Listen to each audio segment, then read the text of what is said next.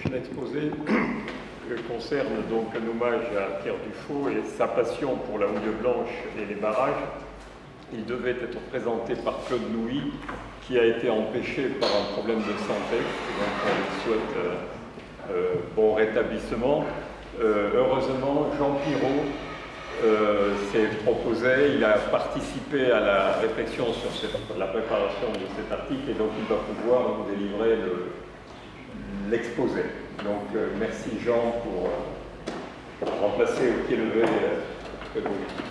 Bonjour, alors je vais parler au nom de Claude Louis, que vous voyez là, donc, qui est malade et qui ne peut pas faire son exposé. Je m'appelle Jean Pirot, je suis un ancien collègue de Claude Louis au BRGM, puis ensuite en TA, CETEC. Voilà. Alors, j'ai accepté de prendre un peu son exposé au pied levé, parce que j'ai participé à l'élaboration de son texte, donc je connais bien le sujet dont il voulait parler. Le PowerPoint que vous allez voir ne comporte que des figures. Donc je vais m'efforcer de broder entre les figures pour faire un lien, pour que ce soit compréhensible. Alors, Pierre Dufaux est sorti de l'école centrale vers 1965, je crois, et il a tout de suite été mordu par la géologie. Il s'est précipité au service géologique d'EDF, où il a rencontré M. Cronier-Lecomte, qui enseignait la géologie, et il a été tout de suite mis dans le circuit. Il a fait un ou plusieurs stages à EDF. À l'époque, c'était l'époque des grands barrages dans les Alpes. Il a fait des stages sur les galeries d'Amnés, des Montsons, de la mer de glace, etc. Et à cette époque-là, l'un des grands soucis d'EDF était d'essayer d'expliquer le problème de Malpasset. Non. Il se trouve que Pierre Dufaux, qui était lui-même donc ingénieur civil des mines, était le fils du chef du service des barrages au ministère de l'Équipement. Donc il avait, comme on l'a vu ce matin, dès son plus jeune âge, traîné sur des chantiers de barrages. Il était très sensibilisé à la question. Et lorsqu'il a été embauché par EDF, en 1948, je crois, EDF l'a notamment chargé, non pas en 1948, mais après l'accident de Malpasset en 1959, de suivre de très près toutes les procédures judiciaires qui avaient été engagées à la suite de l'accident, de suivre les travaux de reconnaissance complémentaire qui avaient été commandités par les experts, les 3 commissions d'experts, et également de contribuer à la compréhension des phénomènes pour que ça ne se reproduise pas. Et Claude Louis a été tout à fait impliqué dans ces réflexions et dans cette équipe. Vous voyez une image classique de le mécanisme de rupture des fondations et ensuite du barrage de Malpasset. Avant d'arriver à cette explication-là, il y a eu beaucoup de réflexions. Et ces réflexions ont été menées, je dirais, à l'instigation de Pierre Dufaux par une équipe, le comité des 3 Pierres. Il y avait Pierre Dufaux à EDF, il y avait Pierre Habib à l'école polytechnique et Pierre Londe, qui était directeur technique de Cohen et Bélier. Et Cohen et Bélier était, à cette époque-là, Cohen et Bélier était l'ingénieur conseil, le maître d'œuvre de Malpasset, de la plupart des aménagements hydroélectriques d'EDF. Par conséquent, il y a une sorte un milieu intellectuel qui devait être extrêmement sympathique, mais avec un bouillonnement intellectuel très, très intense, dirigé par ces 3 Pierres, et également par les thésards qui travaillaient avec eux. Alors, Claude Louis a fait une thèse, il a été envoyé par Pierre Dufaux à l'université de Karlsruhe, dans la chaire du professeur Müller, pour faire une thèse d'hydraulique des milieux fissurés. Il y avait également Vincent Maury, qui était à l'école polytechnique et qui faisait une thèse sur la direction de la Bible sur la répartition des contraintes dans les milieux stratifiés.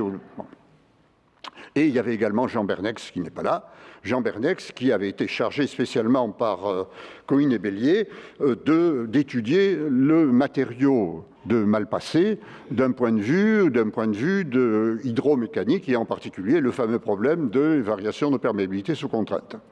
Alors, ce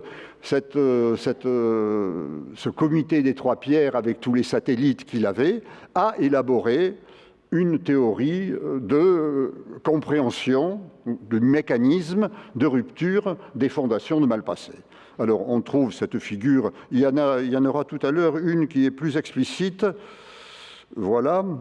Alors, cette figure que l'on voit dans toutes les publications montre le phénomène principal qui a conduit à la rupture de Malpasset. Donc, du fait de la poussée du barrage, il y a eu une augmentation, évidemment, des contraintes dans le massif qui est ici assuré. Il se trouve que du point de vue géologique, il y avait une faille qui n'avait pas été reconnue, parce que d'ailleurs, il n'y avait pas eu de sondage sur le site du barrage. J'en parlerai tout à l'heure.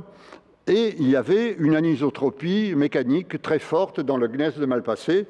Alors, l'ensemble, l'anisotropie mécanique et la présence de la faille a déterminé un bloc rocheux qui, du fait des sous-pressions qui se sont accumulées, puisque la perméabilité de ce milieu-là a été réduite de 100 fois par rapport à la perméabilité du reste du massif, une concentration de contraintes avec donc un gradient hydraulique très élevé, donc une force de volume très élevée, qui a conduit à l'expulsion de ce bloc rocheux.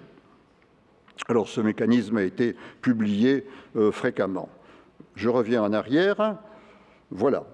Alors, donc, Pierre Dufaux, excusez-moi, Claude Louis, sous la direction de Pierre Dufaux, a fait sa thèse à Karlsruhe sur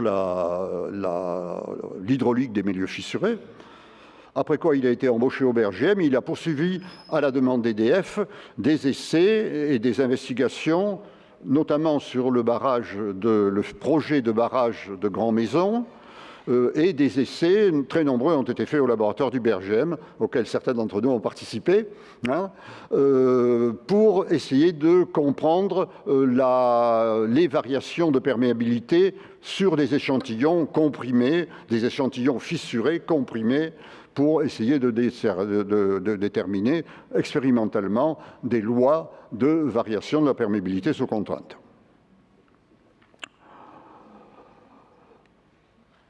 Alors, à la suite de ça, je vais vous présenter, excusez-moi, un certain nombre d'images que Claude Louis avait collationnées, issues pour la plupart des publications à la suite de sa thèse, parce qu'il a fait une première thèse à Karlsruhe, et ensuite il a fait une thèse d'État sur l'hydraulique des roches, qui, à partir des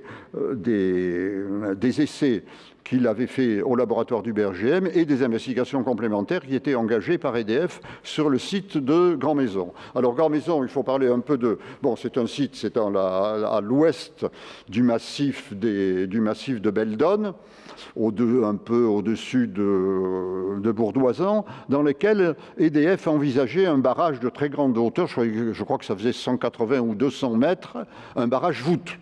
Et se posait un problème fondamental, évidemment, de que seraient les écoulements dans ce milieu. Il n'était pas question de karst ni de lit fossile, mais c'était une question de perméabilité, et en particulier d'anisotropie de perméabilité. Alors, à la demande d'EDF, et sous la direction de Pierre Dufaux et de Claude Bordet également, Claude Louis a interprété et suggéré et interprété toute une série de campagnes de reconnaissance hydraulique dans le massif de Grand Maison, pour essayer de voir si le site était véritablement adapté du point de vue hydraulique à la construction d'un barrage voûte de grande hauteur. Alors, je reviens un peu en arrière. Après Malpasset, Claude Louis a travaillé avec Pierre Dufaux sur les fondations du barrage de Vouglan, qui était encore un projet. Là également se posait un problème de perméabilité de milieux fissurés, mais là c'est un milieu purement fracturé dans des calcaires, dans des stratifiés, excusez-moi, un milieu stratifié avec très peu de failles, disons, obliques par rapport à la stratification, et ce qu'il fallait, c'était à la fois reconnaître la perméabilité, mais également la résistance de ce massif vis-à-vis des poussées qu'allait apporter le barrage. Alors, vous voyez une photo de l'appui rive gauche du barrage de Vouglan, hein, là, les fondations qui ont été mises à nu, et on voit très bien les strates avec les 3 familles de fractures, K1, K2 et K3, qui est la stratification horizontale. Alors, cette image, c'est une image classique définissant les volumes rocheux délimités par des fractures et dont on doit étudier la stabilité avec la fameuse méthode du coin de l'onde, hein, pour savoir si ces blocs rocheux seront stables. Fort s'agissante, c'est de ce qui a été calculé pour un bloc critique du barrage de Vouglan, a été fait également à Vouglan, à la demande de Pierre Dufaux, des essais, un essai de cisaillement de très grande taille, sans doute le plus grand qui ait été jamais fait en France, une surface cisaillée de 4 mètres carrés dans une caverne à l'intérieur des fondations de la rive gauche de Vouglan, et on a fait un essai de cisaillement pour mesurer en grand, parce qu'on se posait des questions sur l'effet d'échelle, les essais de laboratoire n'étant pas suffisants, pour essayer de mesurer véritablement la cohésion, l'angle de frottement des joints de stratification de ce barrage. Alors voilà des courbes intrinsèques issues de ces essais avec les valeurs de pic et les valeurs résiduelles qui ont permis d'avoir des courbes intrinsèques à peu près vraisemblables sur le comportement, et c'était courbes à introduire dans la fameuse méthode du calcul des coins de l'onde. Alors voilà la machine de cisaillement qui était utilisée à la CEI, qui était le laboratoire de Coligny-Bellier, pour cisailler des blocs qui avaient quand même plusieurs décimètres carrés de surface à cisailler, et c'était un peu intermédiaire entre les essais de laboratoire classiques et puis l'essai en vraie grandeur qui avait été fait dans les fondations de Vouglan. Alors, de nouveau, nous retournons à Vouglan avec le résultat des essais hydrauliques qui ont été faits sous la direction de Claude Louis et de Pierre Dufaux. Et ces essais ont démontré, disons pour la première fois, la notion de perméabilité directionnelle. C'est-à-dire du fait qu'il y avait différentes familles de fractures que l'on voit sur cette rosace à gauche, eh bien, la perméabilité n'était pas du tout la même dans les différentes directions. Et Claude Louis a mis au point un appareil qu'il a appelé la sonde hydraulique triple pour mesurer dans des forages de directions différentes la perméabilité par des essais d'injection, des essais Lujon d'un type perfectionné que l'on a interprété, d'où la notion de tenseur de perméabilité, c'est-à-dire une perméabilité orientée, différente dans les 3 directions, qui a montré que sur le site de Vouglan, il y avait une anisotropie incroyable de perméabilité, et que si on faisait un barrage à cet endroit-là, voilà la sonde, le type de mesure que l'on fait dans des milieux avec 3 familles de fractures. L'anisotropie aurait conduit à des fuites terribles dans une certaine direction, et ça a été l'un des arguments qui ont incité EDF à ne pas construire à cet endroit-là un grand barrage voûte, mais à passer à un barrage en terre que nous allons voir ici. Alors avant d'arriver à ce barrage en terre, vous voyez une image très intéressante qui montre les réseaux d'écoulement qui ont été calculés à partir des mesures de Claude Louis, les réseaux d'écoulement d'un barrage indiqué en jaune avec une perméabilité qui varie d'un ordre de grandeur selon que l'on est dans le bon sens ou dans le mauvais sens. Et il y aurait eu donc des équipotentiels qui auraient conduit à des gradients hydrauliques tout à fait défavorables vis-à-vis de l'équilibre d'un appui. Je ne rentre pas dans le détail parce que ce n'est pas ma thèse.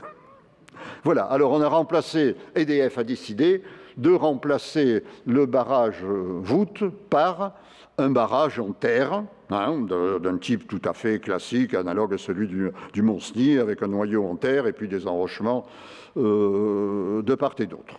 Alors voilà le barrage qui a été effectivement construit et qui se comporte très bien. Alors bon, les études fines d'hydraulique des roches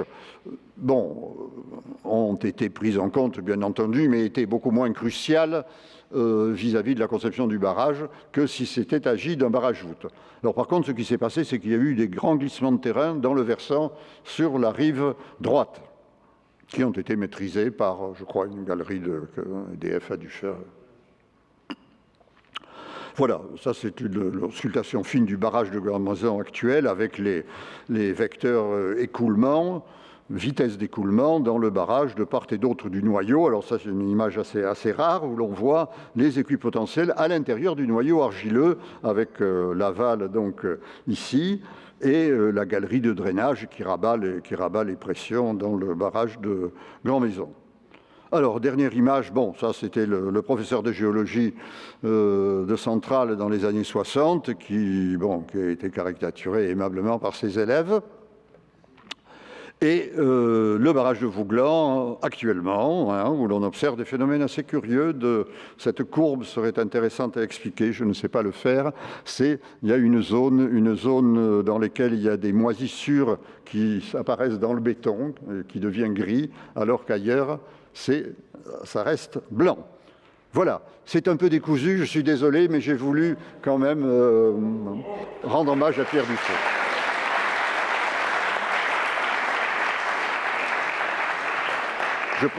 Je précise que c'est Claude Louis qui m'a embauché il y a 50 ans, alors je le considère un peu comme son élève.